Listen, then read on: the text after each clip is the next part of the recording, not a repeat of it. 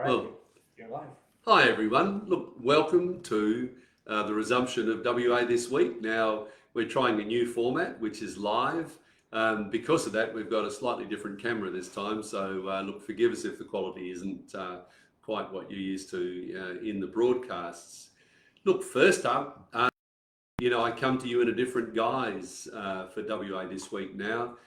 Some of you at least would know that there was a leadership change in the state parliamentary Liberal and my colleague, Libby Mettam, is now the leader of the Liberal Party. Now, I've said this publicly and it's not new news, but Libby is someone I have immense respect for, and I just look forward to working with her. The leadership of the Liberal Party and the leadership of any parliamentary party is of the members in the party, and the members made that decision that they wanted Libby to take over. And as I say, my focus is on the Labor Party, defeating this really appalling McGowan Labor government at the next election. And I'm going to do everything I can in my own capacity and to work with Libby to achieve that, and with my other parliamentary colleagues.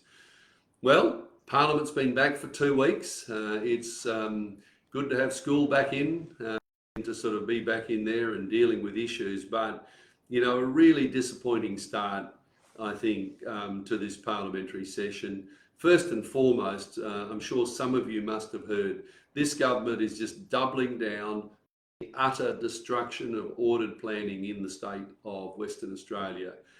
This week, the Premier boldly announced that they're going to embed the so-called COVID stimulus measures, if you like, the changes they'd made to planning that were apparently put to stimulate building during the COVID period. They're going to embed those changes.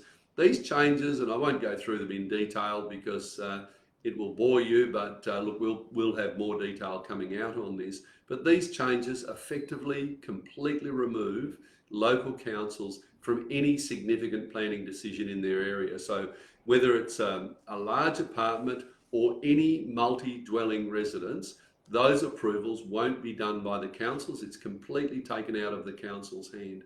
And as I say, this is the end of ordered planning in the whole of Western Australia, not just Perth. And, the Premier plays this really, I think, nasty, infantile game of trying to pit one part of Perth against another by attacking the western suburbs. This sort of a wealth envy-based approach by the Premier in relation to this matter to try and justify what are disgraceful changes. But these changes in the planning laws are going to apply all over Western Australia, all over metropolitan Perth.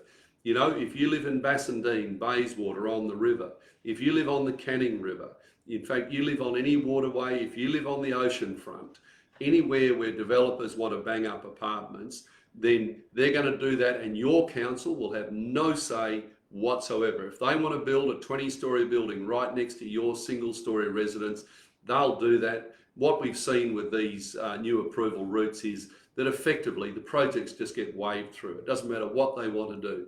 Now, most councils have what are called local planning schemes. These are schemes where the community's been consulted, the community's agreed where they want density, where they want other sorts of facilities, for example, shopping centres and the like.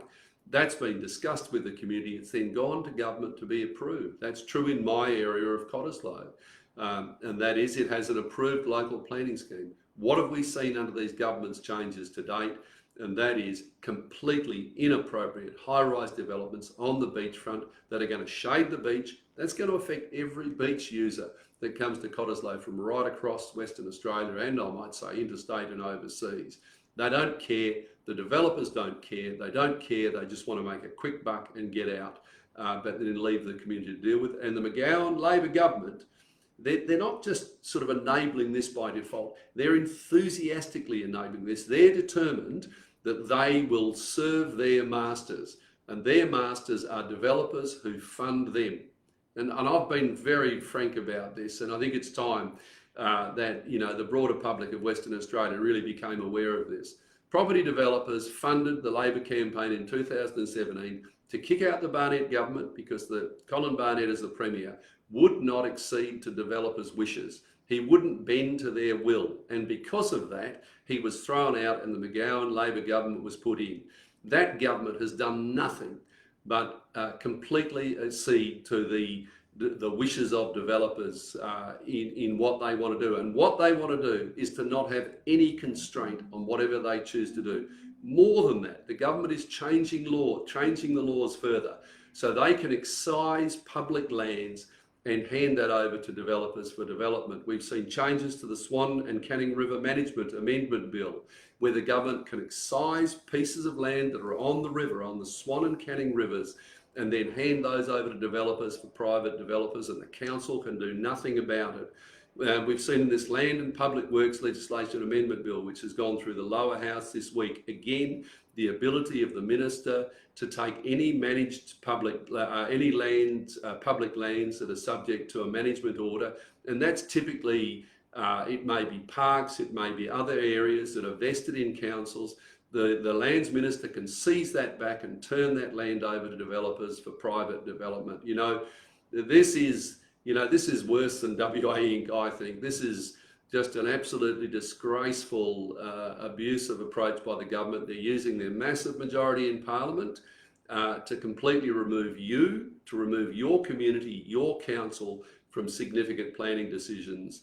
And they don't care. Their arrogance is supreme. They completely control the Parliament. And as I've said, they've got not just thousands of dollars, they've had millions of dollars flowing into their party coffers as reward for the decisions that they're making as a government.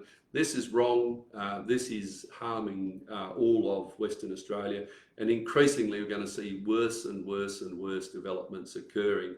Even, some of you may know of the era of WA Inc. with Premier Brian Burke of the day. I think Brian Burke actually was someone who was trying to be a good premier, but definitely got in with the wrong crowd and ended up in a deal of trouble.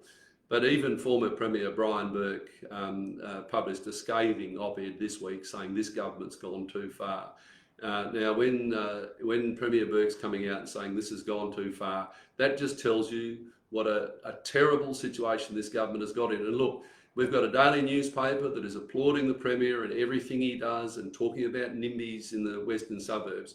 This is not about the western suburbs. This is about the entirety of Western Australia and the entirety of Perth.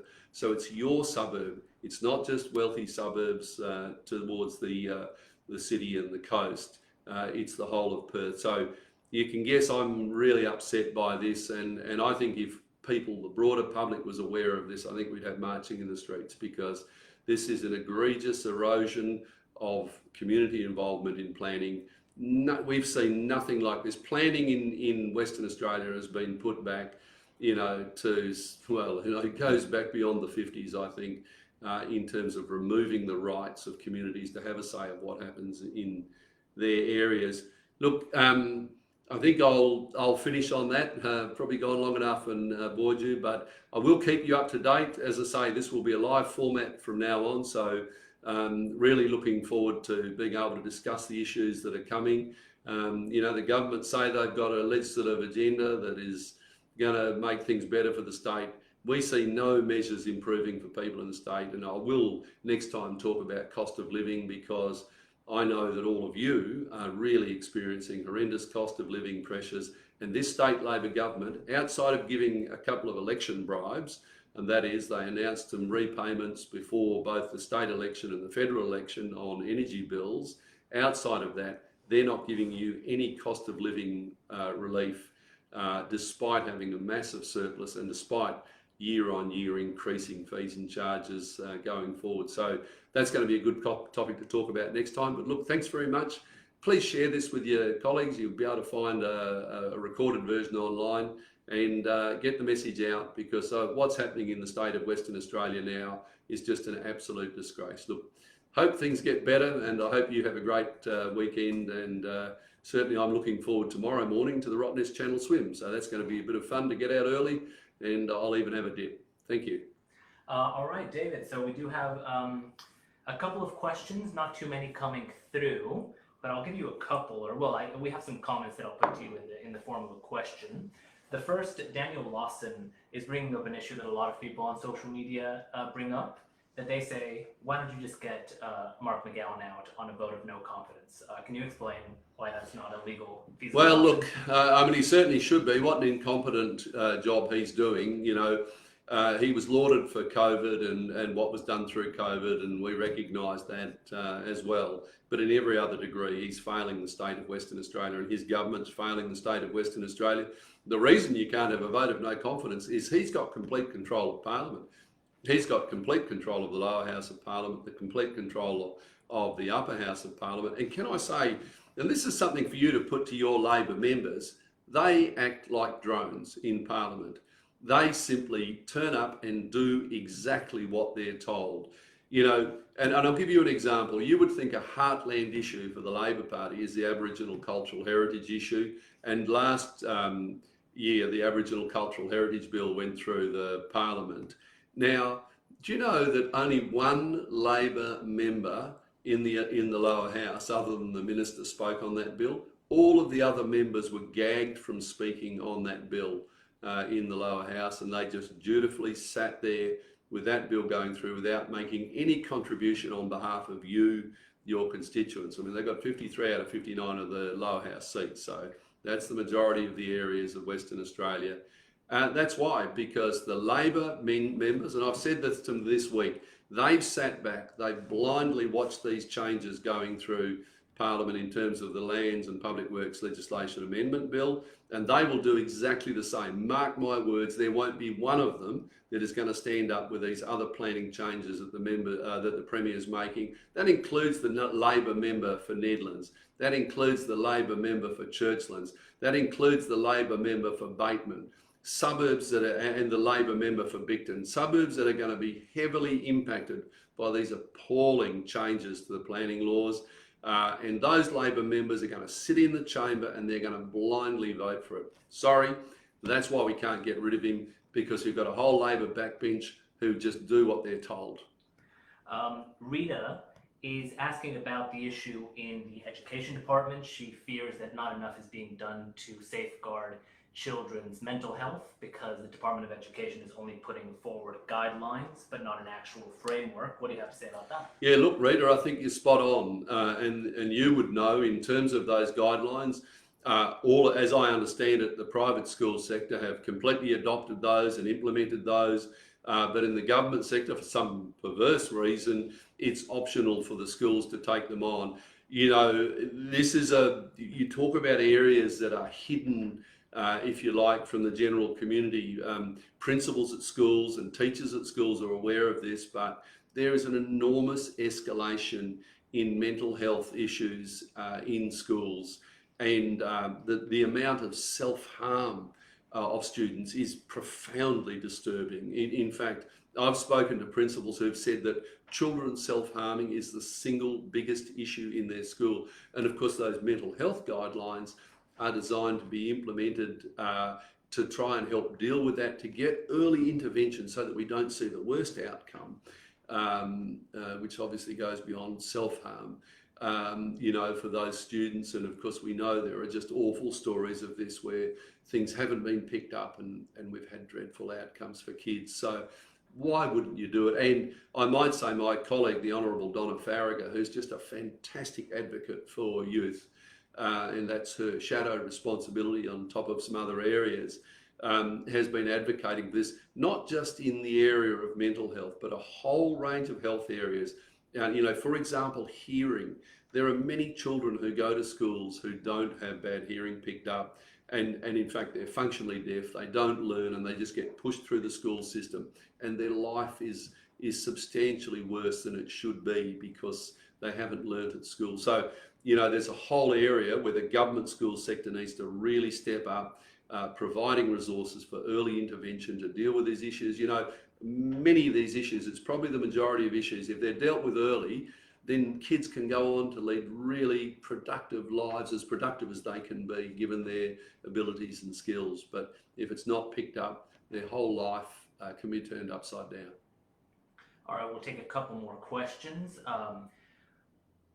Luca is talking about the fact that there seems to be no transparency with the WA government and that they're not paying much attention to regional WA. Well, right on both counts. You know, I've said it publicly and my colleagues have as well. This is the least transparent government in the history of the state. I mean, and it comes back, I was talking earlier about the arrogance of this government, the arrogance of the Premier, who believes he's just got total control of Parliament. He's got a daily newspaper and some other media outlets that just will not have a word of criticism of him. And so he can do what he likes. And so, as part of that, you see that behaviour manifesting in terms of lack of transparency. So, you know, I put in and my colleagues put in freedom of information requests. I mean, it's not unusual. Most of the time, they simply refuse to provide the information. They just simply say, "Oh, can you change it? Can you broaden it?" This goes on for months, toing and froing, trying to get any information back. If we do get any information back, then any significant information is just redacted. And by that, I mean, you get back a sheet of paper and it's effectively just a blank sheet of paper. It's got it and thus, but, the, whatever.